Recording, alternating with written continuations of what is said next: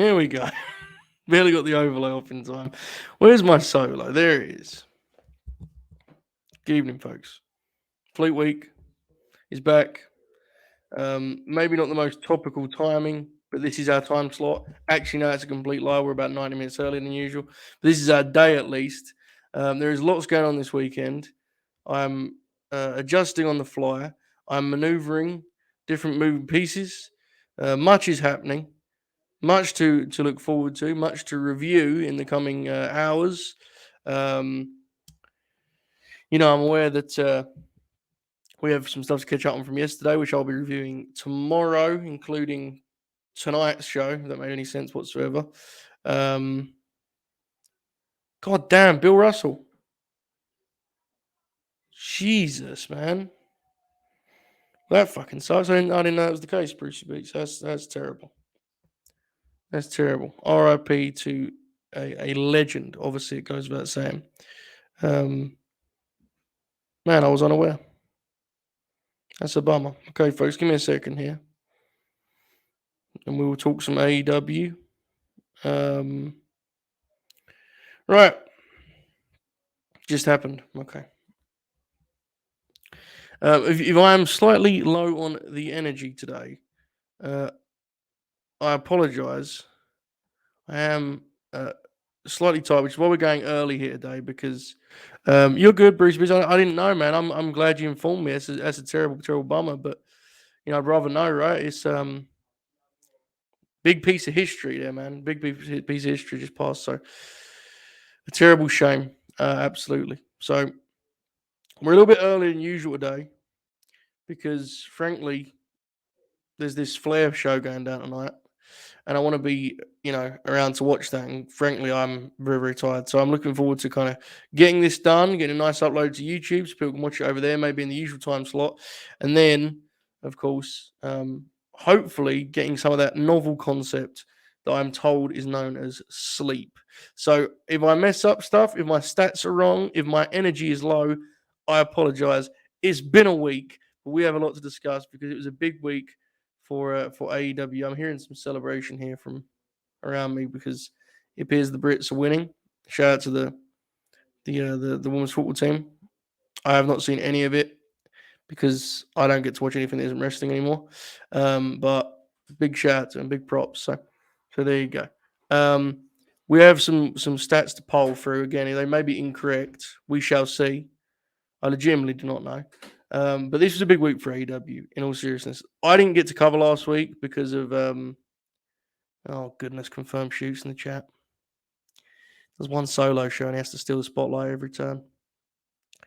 I didn't get to cover last week because I was at the Electric Ballroom, covering Swerve's house, which he did not attend. So with that in mind, I luckily dodged the many dislikes that would have come with me reviewing Barbed Wire Everywhere, which was a wonderful triumph for me personally. Also, the rap battle, right? Missed out on that one too. So, tremendous. Missed out on that occasion. And man, they rebounded big this week, especially on the Dynamite front. One of their best Dynamites of the year, easily. And more than that, a Dynamite that was very clearly an intended point was made with this show, it felt to me. There's a lot of good shows where it's as simple as Dynamite, Tony Khan puts together a great lineup, all of the lineup delivers, and Dynamite is a good show. This was slightly different to that. There was a couple of things that were un-AEW in a good way, and there was like a statement, it felt like. There was a point made in terms of what we can do. Talking here as though I am Tony Khan, taking that perspective. What can be done with the talent on the roster that's been on the roster for some time, and how much kind of room for potential and growth there still is within those ranks. And we will go through it piece by piece, but it was a very, very interesting show. And the kind of show that gets you awful excited for what's next. And oh God, I did it again with the display name.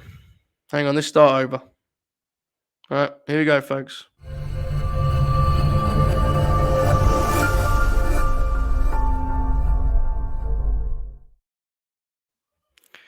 Good evening, everyone. Welcome to Fleet Week. This is the Late Night Grins All Elite Wrestling program in which we cover Tony Khan's territory, front to back, the week that was, the week that will be. I hope you've enjoyed the first 5 minutes of this video that are now stricken from the record because my display name was on. A shout out to the Confirmed Shoot, who is a little known member of the chat, who informed me of that. We have much to discuss. I have some analysis, some takes, some thoughts, some feelings on a big week for AEW where they rebounded in a major way on the Dynamite front. Let's get into it. Before I do, let's tweet some links. Actually, that'd be a good idea. I've now run the stream through my Twitter, and I don't know if this is actually effective in any way, shape, or form. I'm told it can be bad because people just watch that way. In which case, owned. But nonetheless, I'll tweet my link here, and we'll rock and roll. We're going to start with the major win that Daniel Garcia scored over Bryan Danielson in the main event. The first of a couple of different things that were very un-AEW, as I referred to them earlier on the part of the show that we have all moved on from. So, AEW gets a lot of shit, and I've been one of the people that's given them this shit for being predictable at times in their matchmaking mold. But the truth of it is, the reason you are predictable 99% of the time is so that in the 1% you do something like this, it really packs a punch, which I'm not a fan of big, steep comparisons all the time. But it is a good example of where, in other places where wins and losses matter less, beating a top guy as a mid-card guy means a lot less than it did here for Daniel Garcia, even with a little bit of Jake Hager assist. So with that in mind, let's talk about why it mattered. This was an interesting one because, frankly, to be totally transparent, and you guys may disagree, please put in the chat if you do, or if you have a different perspective on it. I honestly didn't see an upset coming until the match was underway and I saw the way they were wrestling. And then it became apparent to me this could be a thing happening. Not certain of it, but it wasn't saying, when I saw the graphic, I'll be completely real, I did not think Danielson would be losing this match under any circumstances. So there you go. Now, I will say, I did find the match to be slightly suspicious in the sense that Garcia had just lost before they announced it, like an hour before, right, to Yuta. And it was like a little bit of an eyebrow raiser in terms of, maybe something's up. But I didn't think of the finish. I didn't think the result. I thought it was more likely they were going to do something in terms of Garcia joining the Blackpool Combat Club, which I spoke about on one of the 400 shows we did this week. So it was an interesting matchup, but one that I'll be completely honest, I did not see an upset coming. And again, folks, if you did, please tell me, I'm wrong here. Now, this is a huge moment for Garcia, and I think we all agree he's going to go on to bigger and better things, and I think he's very likely to be the world champion at some point in the promotion. He sees himself as being a future all-time great. I think he's right too. I think that's a great attitude and approach to the industry that he has, and I'm really excited to watch him try and fulfill that destiny, so to speak. But I say all that to say, if he never tops this, he still beat Bryan Danielson in the TV main event, which is pretty fucking cool if you ask me. Why is this particularly striking, particularly poignant? Well, because he's almost exactly a year removed from his big TV kind of, debut unveil with the trios match that took place at Daly's Place. A very memorable trios match with him and 2.0 thrown together late notice, last minute, up against the all-star team of Eddie, Mox, and Darby, where we famously got the post-match photo with Sting, which is a great AEW moment and a great AEW match, frankly, that people forget because it's not a classic moment, but it's just an absolute hoot from start to finish. That was early August. We're almost exactly a year to that point. Here are Garcia's singles matches since then. Now, let me stress, singles matches on TV. There's been some trios, some tags with Jericho and so on and so forth. 2.0, obviously. Singles matches on TV since then for Daniel Garcia. Almost a year gone. He had 2 losses to Darby, one of which was the go home to All Out. Moxley came in between there at the first dance. You remember they had their time, awful cut by the way that show went, but they had a really fun 4-minute match. It was at United Center, so that was pretty fucking cool. He had a major moment against CM Punk where they went about 15 minutes. It's one of Punk's best matches in AEW that, I think is way slept on. I got the sense a lot of people just missed that, frankly, because that match is so awesome. He followed that with another lengthy loss against Eddie Kingston, where it felt like he was gaining in defeat. That was a Rampage main event, I'm pretty sure, after Garcia had after Kingston had worked Punk, sorry. Then in January, he wrestled Sammy Guevara for the TNT title, sorry, the interim TNT title, which you may remember being TV where we went off the air with Eddie and Jericho kind of, going back and forth. He had a match with Danielson that wasn't quite at the level you may have expected, but he lost out on TV. A rematch with Eddie that was very much edited for, the Rampage middle match. And then perhaps his strongest of all of these, which was the Jon Moxley main event in LA at the Forum. So you may have noticed, I said it on a bunch of them, all of those matches were losses. Folks, I could be wrong. I'm a dipshit and I'm very tired. It's been a long week. I believe this match was his first TV singles win ever. I could be wrong on this. I'm pretty sure Danielson was his first TV win in a singles match. Now, he has pinned people in tags. He even pinned Eddie Kingston in a 10-man at one point. He might have pinned Kingston twice, in fact. I want to say there was an Ortiz tag in there where he got it. But I believe, and again, please do tell me if I'm wrong, because I may be, but I believe this was his first singles win, which is an incredible statement. And it tells you how much he achieved as a loser. And I mean that with love, because he performed with such a great deal of tenacity that you always took him seriously. Big part of that being these matches. I mean, the Moxley one in LA, I thought was just an extraordinary piece of business. And both Eddie matches were great too. So it just gives you some perspective on the job they've done with Garcia. But more importantly, let's be fair here, the job that he's done in presenting himself as a big deal when, frankly, the booking has only been able to go so far with him because they have so many top guys to feed. It's like slightly difficult, right, to let a guy like Garcia win. They've just kind of let him get over in defeat, and he's getting there. He's still not coming out to a raucous reaction, but he's a heel, and that's okay. The key to me is the performance part of this. When you look at what he's given you as a promo at this point, and you know what you're getting in ring, and in fact he's 23, and he has this attitude and understanding of what he wants to be as a wrestler, you're hard pressed to find a better. I don't even use the word prospect. He's better than that, honestly, at this point. But you get what I mean, right? In terms of guys that are at his age and experience level, there is no one like Daniel Garcia. He's very, very special. And this was a huge, huge week for him. So huge, honestly. And yet, he performed so brilliantly in the match that, frankly, I thought they could have had Hager not even involved. And I don't think anyone would have batted an eyelid because of how brilliantly Danielson and Garcia wrestled the match. I think they made it believable Garcia would win because they just executed it so perfectly. So, can't have enough praise for Garcia for this match. I thought they told a fabulous story.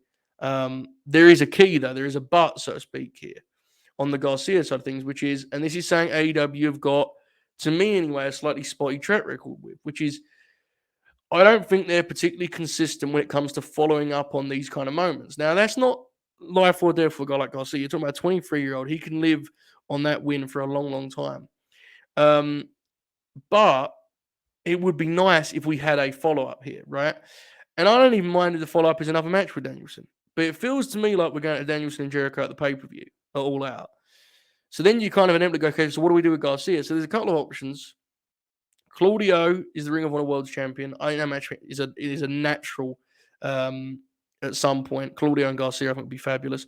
You can run back the Utah match and maybe even have him win that belt, especially if you don't want to keep the belt because Garcia has promised to destroy it if he did win it. So there's thanks to that. My favorite one, personally, Wardlow for All Out. I think that's the one. That's the one I would go with personally. I think Garcia can get 10 minutes where he looks good against Wardlow and he would come out of it looking better even in defeat. I think, that matchup is a really interesting one. Wardlow as the powerhouse and Garcia trying to chop him down. I would really like that as a TNT title match and All Out. I would like All Out to have a strong TNT title match. It's been a while. Double or Nothing. The TNT title was in the Paige Van Zandt business. Revolution, it was in the Sting match. Remember Sting and AHFO and all that business? You may remember this, you may not. Full Gear, it was in the ATT match. You go all the way back to All Out a year ago with Eddie and Miro, who obviously tore it up in that memorable opener. It would be really nice to get the belt back on the pay-per-view. I think this would be a really smart one, a big spot for Garcia. They wouldn't need to go too long. Again, I think 10 minutes where Garcia takes a lot of the match would make him like $1 million, even in defeat. So I love it. Hopefully we get a follow-up. It goes without saying there's nothing left to compliment the American Dragon on.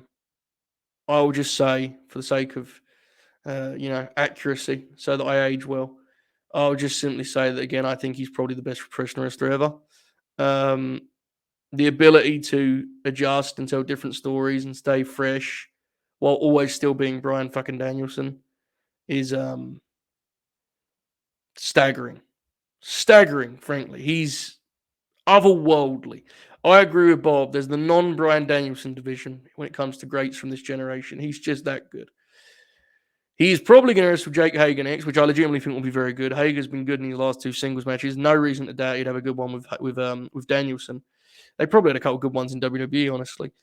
And then we'll see what he can do with Jericho, who, is in really good form. Don't get me wrong. It's a slightly weird one to me. I'm trying to picture that matchup. I've been struggling a little bit. So we'll see what he does. It's great to have him back. I don't think you need analysis for that, right? It's Bryan Danielson. He's the man. Nif Mang says, this is the route to Keshta. He's taking an AEW too. Only thing with him is he is not signed, but I bet he'll pick up a TV win against a big name sooner rather than later. I think it will be Kenny. Nif Man, you're probably rolling your eyes. You know where I'm going to go with it. I'm bullish on it. I want it bad. I think it should be Samoa Joe. I'm convinced of this. I just love the idea of those two fellas trading bombs for 10 minutes and him winning the TV title from Joe. I just love it. I can't shake it, man. Speaking of such, shout out to the brother on Twitter. Let me find it because someone added me on it. By the way, thanks for all you guys coming out. We got nice viewership in here for something that I announced a couple minutes ago. I really do appreciate it. Let me give some love to at Latimer_Tobias, 2 T's in Latimer, who was tweeting an ideal lineup for Ring of Honor. I have not had a chance to look at the rest of it. I'm sorry, but I was preparing for this. But people about me in his tweet where he suggested Samoa Joe versus Dustin Rhodes. And I would just like to say that I'm legitimately embarrassed that I'd never pitched this match because that sounds unbelievable. That sounds like it's literally just made for me to enjoy, And Jim Ross for that matter. Like that's just perfect. So that's good shit. All right. Let's tweet this here and let's keep rolling. What else we got in the chat? Some love for Garcia's promos. We may have some gimmickry. Here we go. Dukes has resubscribed with Prime. They've been subscribed for 2 months. Says, all how Fleet Week. All how indeed, Dukes. And Hadestar has subscribed with Prime to the comment here. Don't know why I didn't use the old Prime button yet. Bro, apparently it does us a hell of a deal. Apparently, the way it works is we get rewarded as though it's like a shoot sub, and you guys don't have to pay any of it. Fucking rules, right? I mean, unless you have other better options on Twitch, which I'm sure many of you do, but I don't know, man. It seems to work pretty well. It's good shit. Thank you very much. All right. What else we got here in my notes? Let me move forward. I want to just catch up on the chat quickly. Garcia costing Utah on Dynamite feels like a move. That's nice. Lethal and Wardlow will circle back to. I think they're going to do that, but I think it may just be sooner than an All Out, potentially. We shall see. All Out should be Wardlow versus Joe. I'm probably setting myself up for disappointment there, but I don't care. Definitely setting you up disappointment, but pop, respect it. I'm just scrolling here. I think he'll be there soon, Andy. I think it'd be really nice if we can get Joe on the Battle of the Belts show, right? No worries, bro. You're only about 20 minutes in here. We'll be up on YouTube before you know it. Hopefully you enjoy the rest of the show. Hooks pop was great. And with that in mind, let's transition straight to this Ricky Starks business that we got on Wednesday. I've used the phrase un-AEW a couple of times during this show. You may ask, what the fuck does that mean? I don't really know. It's kind of a lazy cliche term I'm using to explain myself. However, with that being said, this angle and this Ricky Starks thing was one of the most un-AEW things that we've got in some time. And I mean that with the most glowing praise. Not because AEW is bad, but because this was like throwback wrestling TV in a way that Tony Khan very seldom does. Because a lot of Tony Khan's product is match-oriented. And in this, we got 2 matches that went to about a combined 3 minutes. And it was a happening. It felt like something truly separate from the format. You're watching history play out in real time. One of the most memorable angle segments, whatever you call it, that I think they've honestly ever done. Ricky Starks beat Danhausen, got beat in a minute and got beat up by his former tag partner, and came out of it feeling like a major, major star. This is not one for statistics or any of that stuff. All I'll say is credit to them. I was concerned last week in the post-match promo that they were going to hold off on the Ricky Starks babyface turn because he kind of teased it and then pulled back out of it. I'm so happy they're embracing how over he is. I mentioned a couple weeks ago in the tag main event that he tagged in and got a pop on the tag in, and that's always for me personally, I use that as like an indicator of a guy that's really over, and you're in a match with the Young Bucks, Swerve and Keith, and you get a pop for tagging in, they're feeling you. They're on board. Last week with Cole Carter, he got like a full babyface reaction. They're booing Cole for doing anything to him. So in that sense, like it's kind of and it's one of those things that's like simple. It's kind of a lost art, I find, like just embracing it, rolling with what the crowd wants. Immediately a babyface. Fucking ruled. His promo was great. What's new there is Ricky Starks. He's one of the best promos in the industry. The only thing I will say is I am intrigued by the Taz piece of this. My guess, this is just pure instinct, is that Taz is going to take Hobbs' side. And if so, I really hope we roll with them as an actual act again. Because Taz, as great as he's an announcer, I think he's such a good talker. I think it'd be a shame not to get some of that back. Because he was so great in that role, But the main thing, man, is this just needs to be on All Out. And I think we all believe it will be, but I just sincerely hope it is. I hope the match fucking rules. They're two of my favorite guys in the whole promotion. Two of the highest ceilings, upsides in the whole promotion. Just love it. Love both guys, both money. Can't say enough good things about where we're headed with Hobbs and Starks. I also love the kind of twist on teasing Keith and Swerve all that time, and then the fact that they prevailed and actually didn't break up, put these two guys over the edge and ended their team. Like, I think that's so awesome because that's not unrealistic or unnatural at all. It actually makes a lot of sense, right? If Swerve and Our Glory had imploded and Team Taz won the tag belts, they'd be together. That's a very natural result of it. I think it's really cool. So there's that, and also a couple other things. Big props on the usage of Danhausen Hook. Danhausen was someone who I hadn't actually seen a lot of. I actually enjoyed in AEW. I think he's fun. I have no issue with it. But there was a lot of concern when he came in about how he'd be used and what he would do. I think it's fair to say Tony Khan has nailed it. He's regularly on, but not too much that he's unbearable. And more than that, when he's in the ring, he's not treated as like a serious threat, because why would he be on this roster? That's not an insult to him. It's just it is what he is. Starks, the way they did it's perfect, just enough that the neck thing was established in the fans' mind. But when he got serious, he beat him immediately. That's exactly what it should be. Hook, I thought he did a nice job of kind of slowing things down in a way that felt organic, so that he wasn't, aimless. The Danhausen stuff gave him a nice kind of diversion. The question is now, how do you book him as an FTW champion? Do you do open challenge style stuff? Do you kind of have the belt way off in the background the way it was when Ricky was hurt? I don't know. It'll be very interesting what they do with it, and it will give us a big time clue as to where Hook is at in his development, because we've still seen so little, which is not a bad thing. It's a good thing. But it makes it hard to predict and kind of speculate, because we don't know where he's at a lot of time, right? He looks great. Everything he does looks tremendous, but we shall see. I agree with this. It was so ECW that it's certainly intriguing to ponder Taz's involvement. I like this point from Nifmang too. Is there anything to this heel turn hitting more because TK doesn't book his card like this usually? Yes, there is. I think there is a bigger argument that there could be there's more that you could do with this like ilk. But there's definitely something to be said for you have a kind of rigid structure so that when something breaks out of that structure, it hits harder. I just think wrestling TV is its best when it feels loose and it feels like anything can happen. I love announcing the match lineup. I do think there should be this idea in the fans' mind that even if I don't like this lineup, there's something special may happen tonight. I think AEW could do a better job beyond debuts and returns of getting that thought in the fans' mind that forget debuts, returns, all that stuff, the glossy stuff. If I miss this show, I may miss a major development with my favorite wrestler. I think that's something they could do better of. And hopefully things like this, you don't have to do them too much, because you say if everyone turns, there are no turns, right? But I think it's something that could add to the promotion, definitely. Well, there you go. I'll be honest, this right so fair.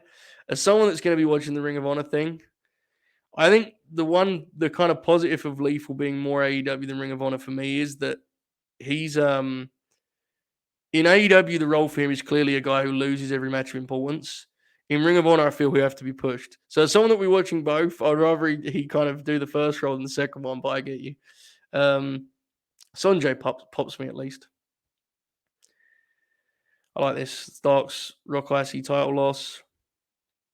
Wasn't it interesting how Taz portrayed his reaction to the title win was so interesting to me.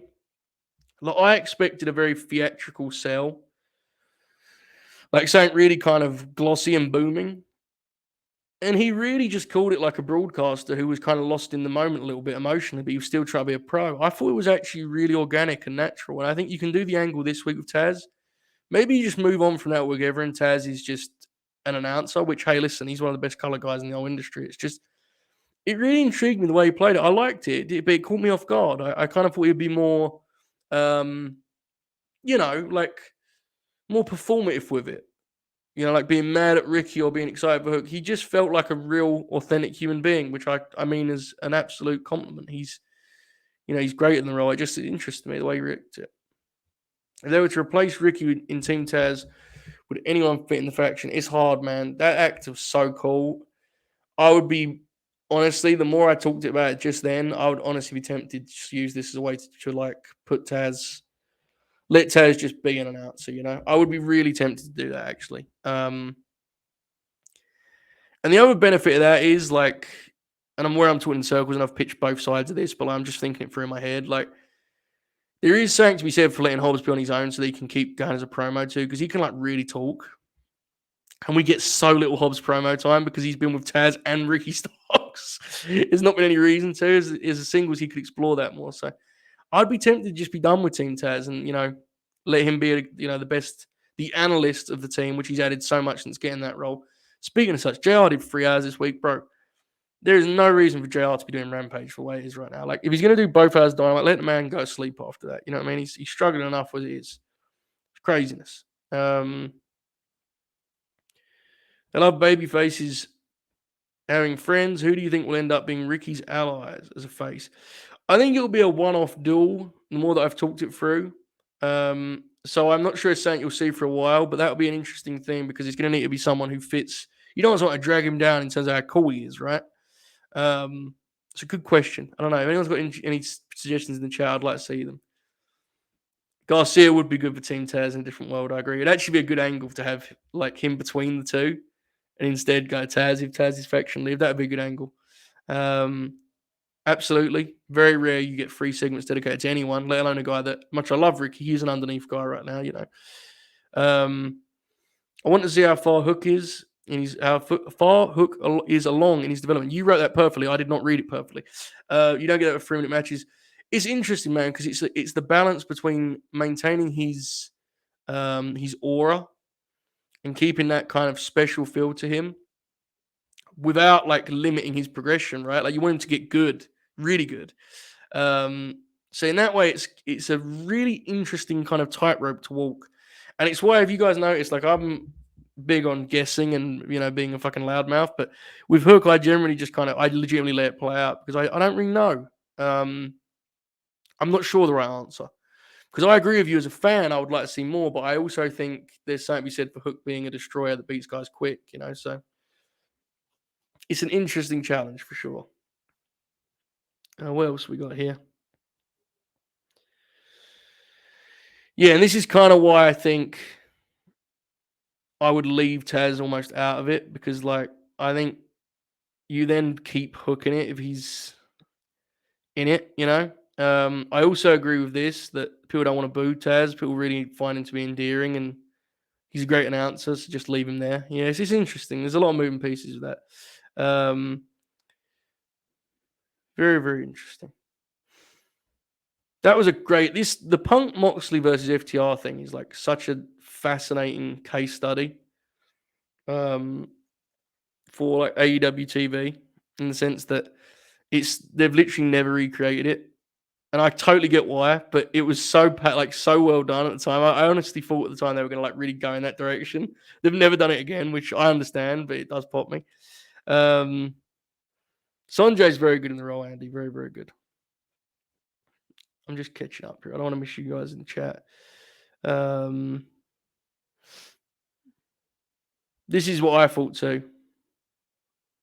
Couple mentions from Shoot and Jay Rook that the the Taz thing backstage they posted online, like it felt to me like something you do. I mean, it's a real thing, so you could easily just have him be a heel on TV again. Not anyone worry about it, but I don't know, man. I think it's just it feels to me like Taz is at a different point in his AEW run, if that makes any sense.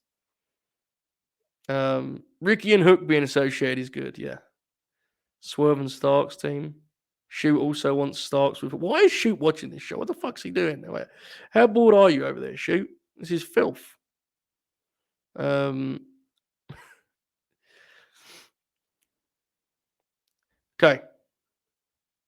I will review this match, Moxley and El Desperado, tomorrow, sometime in the afternoon, power. I'm going to do that and the Ric Flair show in the afternoon, and then we'll do SummerSlam in the evening. So I'll review it. But to give you quick thoughts, it was fucking insane. Like, Jon Moxley is nuts. Truly nuts. Speaking of Jon Moxley, he had another great match on AEW TV. You'll be shocked to know it was against Roosh this time. Roosh, like, performed here at a level that I legitimately have not seen perform at in, I would go as far to say, like, much of the last decade, I would think it's fair to say. His sheer fire and intensity here was unbelievable. He was so rough and he so embraced the vibe of a usual Jon Moxley match, which isn't a surprise because that's who Roosh is. That dude's a savage, but like he can so often be lackadaisical with it. Like he's violent, but in a very kind of meandering way. He wasn't here. He was frenetic here, man. It was awesome. The pace he set, how much Moxley gave him was a credit to Moxley's just comfort in his role at this point. There's no reason for him to. For him to be desperate to fucking work over Roosh. He's aware he's a top guy. He don't need to. I thought he made him look incredible. Listen, we've all talked about Moxley's year. I ain't trying to, tell anyone they don't know, but this is Moxley's year in AEW. These are just matches that pop me. I've noted down here. He came back with a couple of Rampage matches with All Ego and Anthony Bones that I remember be very good. The FTR tag we just talked about. The Bryan pay-per-view match. The Jay Lethal match on Dynamite. It was crazy good. The Utah Bloodbath, Anarchy in the Arena, the Garcia match at the Forum that we all discussed, the Kyle O'Reilly match that was like, you could argue was even better than the Garcia match. I wouldn't argue that, but you could argue it. Hiroshi Tanahashi, Blood and Guts, Takeshita, even last week's tag match with the Best Friends, and then this. Listen, folks, you don't need any of those information to remind you that he's having a great year, but this is like unbelievable. And I'm almost hesitant to go in the direction of his form and how like he's in this kind of hot streak. He's just great. I don't want to like boil it down to just being a guy who's kind of riding a wave. I think it's more than that. I think he's just in such a sweet spot as a wrestler. He seems to have added strings to his bow, but he's still like is so at home just in any kind of violence. And no matter which way he wrestles, or it's a more traditional match, whatever it is, it's like whether he gets on the mat and does some like shoot fight influence stuff, or if he brawls on the outside, he's always Jon Moxley. Like he has a totally consistent flavor and vibe that no one else can recreate. I mean, he had a great line last night on that shitty mic, which only worked well when he said this mic fucking sucks on the New Japan show we were just talking about. And someone was it Dax? Yeah, Dax couldn't even use the mic against. But anyway, you made out most promo. It was Dax, yes. Moxley was like, no matter what the letters say at the top, AEW, NJPW, or GCW. He's like, the three letters you really want to worry about, MOX, because if you see those, shit's about to go down. And it's like, brother, that may sound like just some promo shit. That is about as real as a promo line can get. If you see that dude's name on the card at this point, you're getting something worth your time. And if you don't, he is going to give it everything in his body trying to do exactly that. He is unbelievable. He's one of the great wrestlers. History will be very, very kind to him because he's done it all. While those of us that pop for the bloodbaths we get nowadays may slightly resent or look down on or dismiss his work in WWE, he still was in the fucking Shield, which is like one of the best acts WWE's done in the last 20 years. So he's done everything, man. He's made the big pop hits. He's made the great albums, and he's in this like wonderful zone where he's a major star, but he's also doing his best work artistically. And let me stress, I just read those matches to you guys. That was only AEW. Only AEW. So, like Shoot said, his favorite match of the year is the Tom Lawler one, the Ospreay match. There's others too. There's other matches I'm missing. The Blake Christian match got Graves. I don't know if I saw that one. But there's other stuff too. Like he was in the 4-way at the Capital Collision show. Like he's unbelievable. The dude's, for the first time, I think he really actually has a case of being the best wrestler in the world, pro wrestler. And people's definition of pro wrestler is different, and I think sometimes people confuse that for like mechanic or technician. For what a pro wrestler is to me, he really does have an argument for being the best in the world. And I say for the first time, not to be dismissive of his past, I don't think you can compare 2020 Mox with what he is now. And I thought he was the wrestler of the year in 2020. So, what is there left to say, right? But shout out to Roosh, who I'm sure will be sticking around now because he wasn't a per appearance, but his performance was very good. And hopefully the eventual tag with Andrade versus the Lucha Bros will rock, because it should, right? Talent level will be extraordinarily high in that one. So there you go. Couple other things on the Dynamite front before we move on here. Jungle Boy, big credit to him, big props to him, who had a lot of pressure on him. A lot of people on Twitter having some fun with this.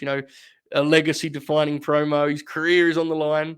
After Christian had been saying all sorts of things in his absence, Jungle Boy had a chance to respond. I thought he did a hell of a job. If I was to say one thing, I would say he probably could have. How do I put this? I love the way he opened with the intensity and calling Christian a pussy and getting right in the camera. It was great, and it set the tone. It just made it slightly challenging for him to then pull back and go into his like actual extended shtick. That's the one thing I would say. I thought that was, in an ideal world, he could have ended with the part that he started with, rather than the way around it was. But I understand he went to get their attention because he was trying to prove a point. I get it. His delivery was good.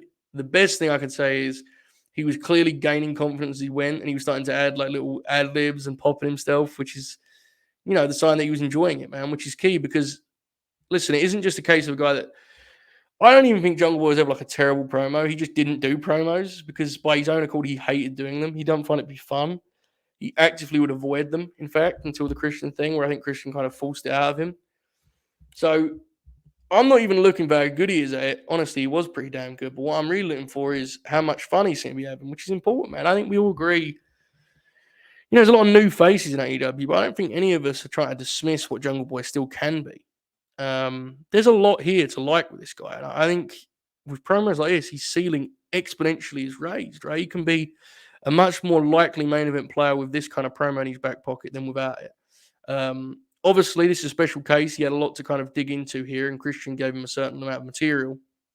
So we need to see a more kind of consistent average to get a better read on it. But this was very, very promising. I think Jungle Boy should be very happy with his handiwork on Wednesday. Okay. Couple other things here. Don't have an out. He's excited about Jericho. I see in the chat. Sammy Guevara and Dante Martin. This one was interesting to me from a nerd perspective in terms of the matchmaking, because I was thinking to myself, when was the last time I saw Sammy Guevara wrestle a singles match? Well, Joey Bing Bong, the last time was, this was the first singles match of his since the Scorpio trilogy, which was in April. Okay? This was the first Sammy Guevara singles match against anyone that is not Scorpio Sky since Andrade El Idolo in February. Which is insane, because we are at the end of July. So it did feel like it had been a while. It had been a while. Of course, also, those Scorpio matches are so weird. You don't even think of them as normal matches because they all came with such fucking trimmings and extra ingredients and all sorts of shit. So this was kind of a bizarre deal to me. It felt weird. It felt like kind of peculiar. Sky Blue, of course, was there, who is... Maybe you guys disagree. We often would talk about Anna Jam. We'll get into her in a second more, about like her personality and how shy she is on TV. I have to say, I think by contrast, I think Sky Blue's demeanor and like temperament absolutely fits her vibe and works for her perfectly with the characterization she has.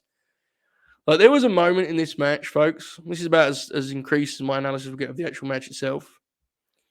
They went into the ad break with Dante, like in response to Sammy and Ty doing their extensive kissing. Dante kissed young Sky Blue on the cheek, and she did this like embarrassed face, like she was at the fucking school prom. And I have to say, maybe I'm being generous and she's just awkward on TV, but I genuinely think it's like an endearing element to her personality. She's got a ways to go. Obviously, she's still young and figuring it out. But I don't think that's something I need to work on with her. Like Anna Jay, I think to me, she needs to be comfortable. I think that's honestly just who Sky Blue like is. And I mean that in a positive way. I think there's something to be said for it. I don't think everyone on the wrestling show needs to be like a big loud personality, is what I'm getting at. So anyway, it was a nice match. Not really, my flavor. I'll remember it for a while, but it was fun TV. Definitely, it was exciting. I assume we are headed towards the Eddie Kingston mixed tag match, right? I think that would be a match for All Out, would be my guess. I get the sense it was supposed to also include someone else. Maybe, just maybe, Ty J was going to be up against Ruby and a partner that may no longer be available. More on SummerSlam tomorrow. But it's going to be something of Eddie. That's fine. I think the crowd will enjoy Eddie kicking the shit out of Sammy, which is like, probably one of your more kind of reviled heels versus one of your more adored baby faces. That's easy enough, right? So this was effective, a good way to give Sammy a win, which frankly he needed upon inspection. So good shit. With the Lee stuff on the Rampage front, which we'll get into, and with Top Flight out, as Paul brings up, I will say that I actually genuinely think they should roll with Dante and Matt as a team. I think they would be like your, fourth, fifth best babyface team? In ring, I mean, speaks for itself, right? The level of talent involved. So I would go in that direction with Dante because I think he's a very talented guy, but I don't think he's ready to be like pushed as a singles wrestler, to be quite frank. I just think there's too many holes in his game. Seidel is such a good, fundamentally sound wrestler. As a team, I think is where they're most valuable right now. And then you can adjust when Darius is back and figure out what you want to do, So that's just my personal read on it, but we'll see. I would love to have an extended segment on this week's show about Yamashita and Thunder Rosa. Unfortunately, I just didn't feel that match. I watched it a couple times. It wasn't bad. I liked it more on the second go, but like it was a disappointing, final product. And I think to be more specific, and again, I don't mean this to be, I don't want to be one of those guys, right, who's sitting there kicking the shit out of someone's performance, but I don't think it was Rose's finest hour by any means. It's been a weird run for her on AEW TV. So hopefully it gets better. I'll leave it at that, frankly, for right now, because there's more educated voices than me that have given their guess on it. But it's frustrating as a fan because I like Rosa a lot, and I just not clicking right now for whatever reason. Not in AEW rings anyway. So yeah, I don't know. It's a strange one. All right, let's talk about Rampage. We've been talking a lot about this recently. Late Night Grin is now on Thursdays, and part of it is Rampage. Part of it for me, anyway, I'll talk myself. I did not see the courthouse, Paul. Inform me, I'm intrigued. Yeah, their first match was really good. I reviewed it for the Summer Sun Princess show. I thought it was really good. And it was the kind of really good where they left stuff on the table for a ring match, and it just didn't work out, man. I know it was weird. Part of the reason I was so keen on moving the Grim was because Rampage is a nice show, a good show, but like it feels increasingly inessential, unessential. One of those, not essential. And I think this week's episode was a good example. The best thing on the show, I thought pretty clearly, was Lee Moriarty and Matt Sydal. Lee has now won 2 straight matches on TV. I do not believe he had won on TV ever before that, based on my analysis here. So shout out Lee Moriarty, 2 straight wins on TV after none in about 10 months, whatever it had been, because he was in a little bit after Garcia, right? So there's that for Lee. But more important than wins, losses, draws, or anything in between, he worked with an edge and aggression here that I think we've all been dying out for. I like Lee a lot. I think he's very charismatic, very likable, and he has a very unique style. But the one thing that everyone has talked about with Lee is he needs to be a little bit more physical, right? He just needs to, because with his frame, he can be a force in there, man. He doesn't have to be all finesse. With his size, he can, he can lay shit and it can look good. That's been kind of to me anyway, been a challenge for him on AEW TV. So I was really glad to see him improve in that regard here. I thought he looked great. Seidel is probably the most underrated wrestler on the whole roster. I'm not saying he should be pushed more than he is because he shouldn't be. He's perfect for the role he's in, but my God, is he good at that role? I mean, he's just a wonderful wrestler. Like, dudes, if you just watch his like space between everything he does and how good his timing is, just picturesque, bro. He's amazing. So, really good match, I thought.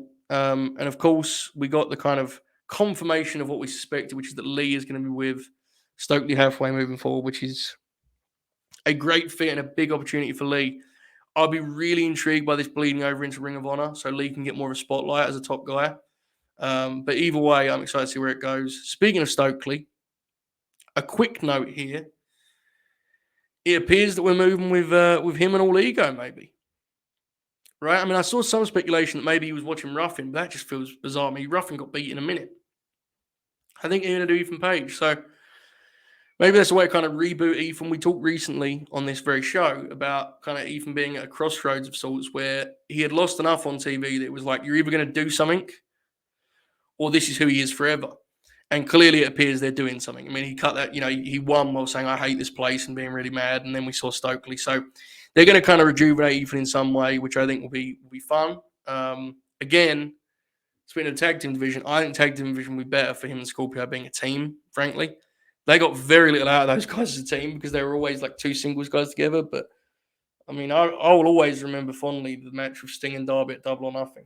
And I thought they did a hell of a job in their very short stint as an actual team. So I think there'd be something to be said for that because I don't think there's necessarily a spot for either of them up the card as a singles. So there you go. Thoughts on Utah's Rampage promo? I liked his confidence. I didn't love the promo, but I will say that was a distinctly WWE SmackDown segment, which is saying that Jericho will kind of, whether you dislike, or indifferent Jericho, we can all agree that he does stuff that is clearly influenced by his 20 years in WWE, which is very logical, makes sense, right?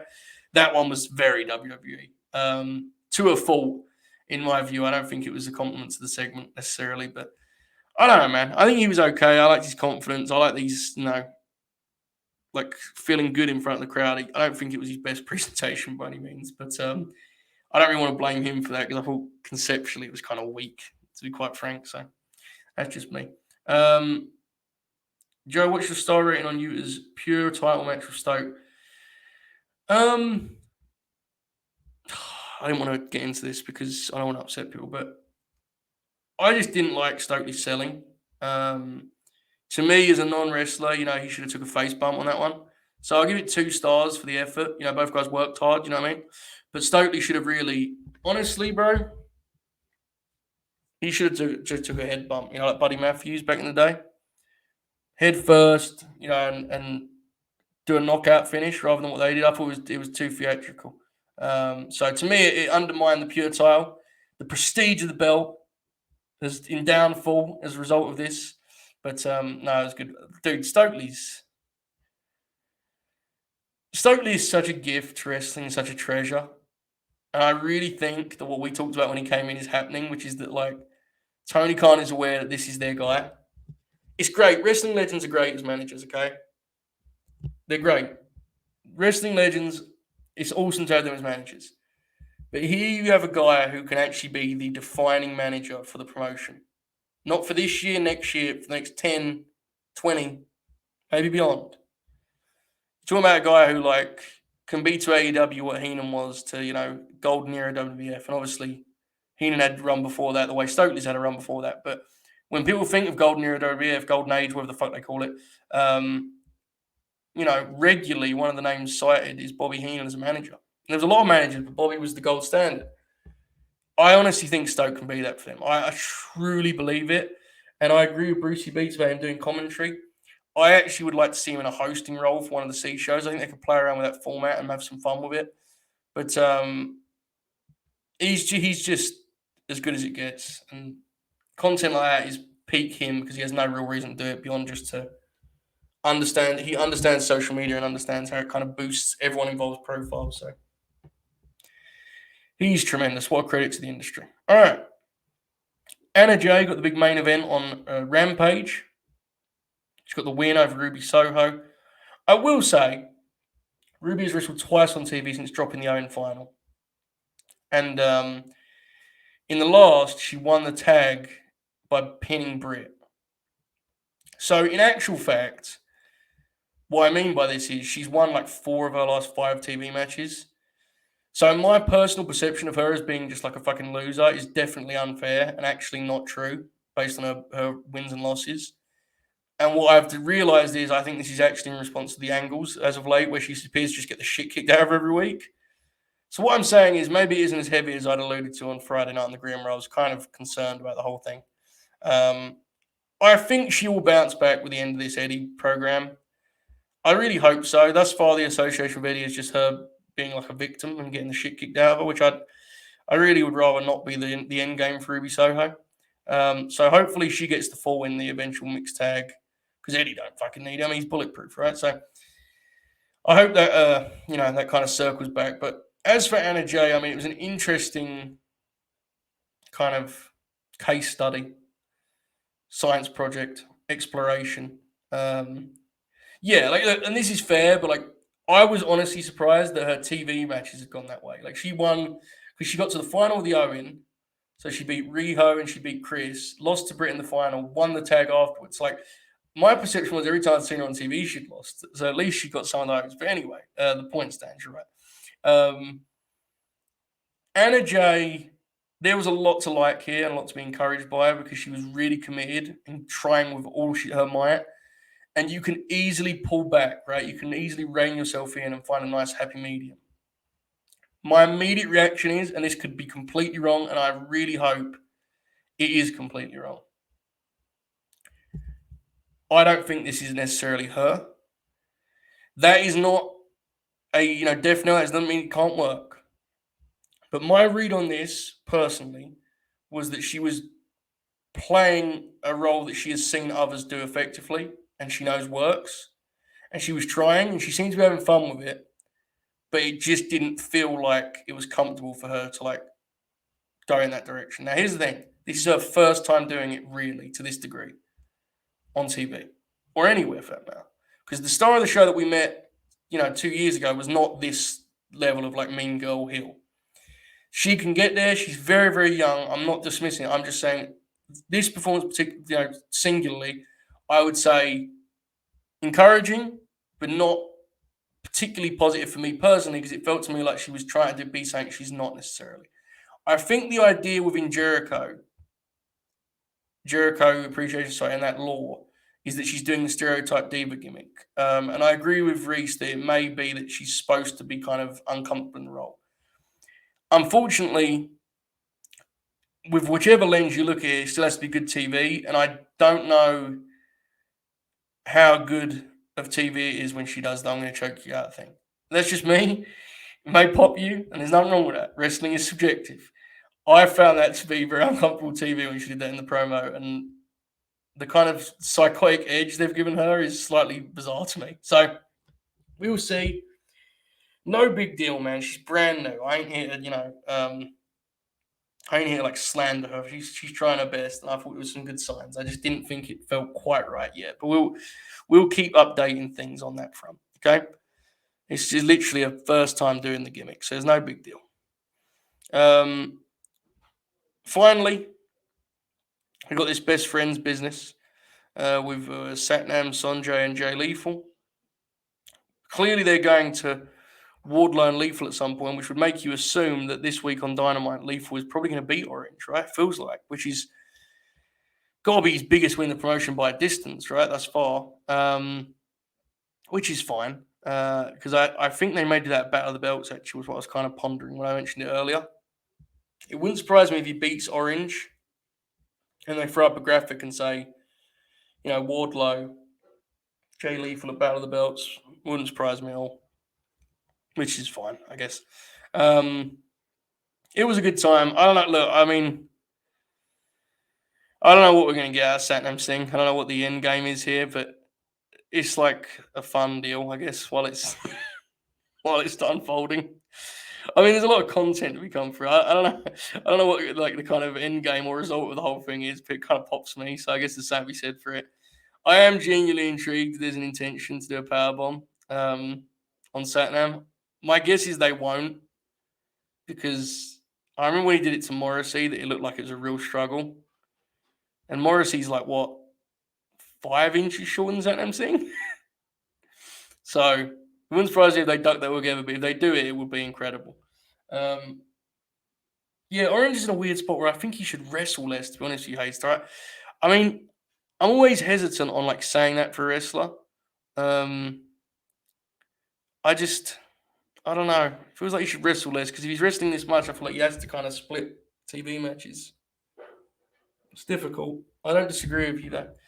You may be right. They may be going in that direction. Chops has subscribed. Chops is going to subscribe for 1 month for tier 1. Thank you, Chops. We appreciate you. That was 26 minutes ago. I'm very quick on these things, clearly. You might be right. They may have been teasing it and maybe I missed it. Clearly, based on the Late Night Grin on Friday, we didn't review that show very extensively. But it scares me, the idea of it, man. Satnam's, I don't know, man. I don't know how much help he'll be on that powerbomb pursuit, But we shall see. I agree. I'd like to see best friends go far in the trio tournament. I actually really like the fact they won this because I feel like they're two of people that get kind of beat. Like Chuck and Trent do not get many wins. I thought it was nice to see them get this one. So there you go. My God, best friends helping Wardlow get him. Oh my God, like the Shield power bomb. Okay, this is intriguing now. Maybe this is what we get. Maybe we got something here. All right, Rampage was a nice show. It was not must see by any means, but it was a nice show. Couple things in the C show before we get out of here. Tony Storm looked great against Emi Sakura, who, by the way, Emi should be on TV at some point. I don't care about any of the circumstances of this juncture. It's been too long. Can we just get one Emi TV match on like Rampage? She's so good, man. Like what? It's perplexing to me, Give me just like this match could be on TV, and I feel like it'd be better for it. I don't know. It's bizarre to me, I have to admit. And I get it, like she's a player coach. That's not really the role for her, but it's like one wouldn't hurt, would it? I have to say, we've talked about Tony Storm's upside a lot, and it's been kind of a conversation point on this platform because I do always feel like people get a bit hyperbolic when it comes to Tony, but I will say I think her actual work in the ring has been like really good in AEW, like really impressive, and about as consistent as I've seen her be. So big funds out in that regard. Like she's had a couple of these. She had one with Diamante, which was like kind of crazy. I'm pretty sure it was at Universal. You guys may remember this, but Tony's been really good in ring. So shout out to her on that front. Like I think there's other elements to the kind of picture that I always feel are a little bit less clear than people pretend. But you get. Think we get a Jade and Athena at Battle of the Belts? I was thinking about this. Am I crazy to think that match is almost too big for it? I don't know, man. They get in the tag match a couple weeks ago. They had like the big stare down thing. I kind of think they can main event the Dynamite. I mean, in an ideal world, there's no match too big for Battle of the Belts, but I kind of want that one to be an opener or closer of Dynamite. It's a big match, I feel. It's interesting. Also, I'm not sure they're going to do that single. Like, what they're going to do with Chris is such a kind of intriguing element because last time they kind of went in a different direction. Remember Athena in the promo kind of sent Chris elsewhere. I remember that being a thing a couple weeks ago. So it'll be interesting. I do think the women's title match at All Out, I think, is increasingly likely that it's a fatal four-way with the women that are in the tag this week, Thunderstorm, Jamie, and Britt. I kind of think that may be where we're going for All Out because I don't really see what else we'd possibly do at this point. So it's interesting. This may be true. I don't think I saw Rampage last time because we did the Grim before, so I didn't see it. It probably was better. You're probably right, based on what I heard. I would agree. I do feel like Rampage has been intentionally downgraded. I think it's just a case of like, legitimately, I just think they've kind of internally looked at the numbers and said like, this is, is what it is. There's no point kind of burning stuff for no reason. We can just do a nice little wrestling show and get 400,000 and be cool with it. I could be totally wrong, but if their intention is to pop the number as JR has claimed it is, which apparently is why he's on commentary to get the rating up, they certainly don't book that way to me anyway, unless I'm missing the Chris Daniels demographic that pulled him in last week. I don't know. They did do a pretty good number last week, so maybe I am. Demo-wise, that is. So I don't know. Yeah, I'd prefer the main event Dynamite too, but I do agree with the notion it would help Battle of the Belts some. The problem is Battle of the Belts is like they announced it a week, but like they didn't announce it a week before. Obviously, the tickets have been out and stuff, but they like made it a thing so late notice, you know. Like they threw a graphic up 1 week before and was like, anyway, this is next Saturday Fight Night. Enjoy. Um, I think Statlander should win it all out. I'm just intrigued if they go like triple threat all out or if they do Athena before and then that, which is what I would rather they do. Much rather they do. Yeah, I agree. If it has Jade Athena as well as Claudio Takeshita, it feels like clearly the best Battle of the Belts, which is not a problem, but you know. The Cole Page Street fight was the night before. Unless I'm mistaken, someone in the chat correct me from this, but I think Nif Man what it was they did that on the Rampage before Battle of the Belts, which was like a really confusing thing. Someone in the chat told me wrong, but it was like they taped it on the same night, which everyone was like, why wouldn't this be on Battle of the Belts? And it was kind of an indication of what they think of Battle of the Belts. I'm pretty sure it was on the Rampage, but you know, no big deal. Backshaw, only a couple months ago they were still having those guys on the show, man. It's definitely interesting. Certainly so. Right. Couple last things here. Shout out to AR Fox, who showed up in the opening trios match on the was it Elevation, I believe that was. He was, only a fleeting appearance, but it popped me that he was there. I'd like to see him stick around in some form or fashion in one of the many territories that Tony now owns, apparently. I don't know if there's a spot for him in all seriousness. He just pops me. So also, JD Drake and Takeshita had the best 3-minute match in the history of Dark. Fucking ruled. I genuinely think they went about that long too. I don't think it was much longer than that. Maybe been a bit dramatic. It's probably about 5, but it was very short and it was really good. And in that opening trios match, Reese is a step ahead of me, and Helico was incredible. So hopefully we get him on TV soon. I know he doesn't need to be on every week. I'm aware he doesn't have to be the world champion, but I just think Angelico is such a blast. I'd like to see him get a weird showcase singles where he loses to someone but looks good in defeat. I think it'd be cool. So, this good brother Nifman was at that show. I think they made chops. I think Wardlow Lethal may get announced after Lethal beats Orange this week. I think that may be kind of the way they map that out. They could equally do it on Dynamite, obviously, but I do think that's probably what they'll do. That's just my guess. All right. Week ahead, we have the confirmed shoot will be in attendance, which is the main event in my view, but we have Utah and Jericho. It's a nice match. It's a nice match for TV. I think it will, have some appeal to the Dynamite audience. Personally, I'm not fired up for it, but I think it'll be good. Upset is obviously very, very unlikely. I think the main thing to look for is, as someone mentioned earlier, I forget, Garcia potentially getting involved. I will say the only way there's a possible 1% chance of an upset is if Punk is not ready for All Out and they have Utah win here and do the Jericho match at the pay-per-view. Very, very unlikely because this would be a hell of a way to get to that destination, but it's worth bringing up, I guess. For some reason, Matt Hardy's wrestling Christian again. I know the reason. What I mean is why. So you got that. There's a couple of things. The aforementioned Thunderstorm, Jamie and Britt tag, which I feel like we've seen them do in some form or fashion a couple of times. Maybe I'm misremembering, and it was when Tony was with Ruby. I think that's what I'm thinking of, which is fine. And the big one, Battle of the Belts, Takeshita and Claudio, which ensures that if nothing else, that show will have a nerd appeal to Dork's Last, the pop for the great professional wrestles. So there you go, folks. Going to be a little bit more quiet week, I think, the one ahead for AEW overall, which is fair. There's been about 100 specials as of late, so there's nothing wrong with that. But, of course, Quake on the Lake, Quake by the Lake, Quake Lake Bake is coming up. And that's going to be a big one with Jericho and Moxley, which is a hell of a match for TV. All Out is fast ahead. I think you're going to see an increasingly competitive Tony Khan, which is going to be good for us as viewers. And yeah, man, I think it's going to be a really interesting time to see how he kind of gets this build. This week felt like a major week in terms of getting the build moving in a certain direction. Watching how it unravels over the next month will be interesting because All Out is, to me, always their biggest show.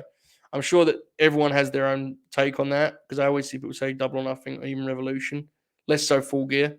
But to me, it's their biggest show. I always think of that way. So it will be interesting. Hopefully, we get Punk back at some point in the next month soon, too, and we can kind of get that major match on the way. So Much to look forward to, folks. I hope you've enjoyed this. If you're watching on YouTube, give us a thumbs up, gimmick, subscribe, all that good stuff. If you're watching on Twitch or YouTube, you can become a patron. Tomorrow is the first of a new month. You can sign up for just $1 at latenightgrin.com. You get everything. There are no tiers. Apparently, the default price it sets for you is $5. You don't have to pay $5. You can edit it to whatever you want. You can pay $1, $10, $2, free. Whatever you want, you get everything. There are no tiers, just grins. So that's latenightgrin.com. You also get audio access to all of these. So you can listen to them while you drive, walk, do whatever else you do. There's other things you can do other than drive and walk and wear, but as the two come to my mind at the time. You also get early access to some shows. For example, last night's LNG main event where we watched Stan Hansen versus Kenta Kobashi. Lots to enjoy over there that's behind the paywall, including our free 4-hour podcast every Friday night, The Late Night Grin. Reese, I am willing to raid someone, but I do not know who is on. Please inform me. I will be back tomorrow around probably like 1 Eastern time, around that range, to review Music City Mayhem, the New Japan of America show. Didn't get me sure. I'm not saying New Japan USA. And also the Ric Flair show. It will be very loose and just kind of picking out matches and talking about them. May not be just me, maybe just me. I genuinely do not know. So there's that.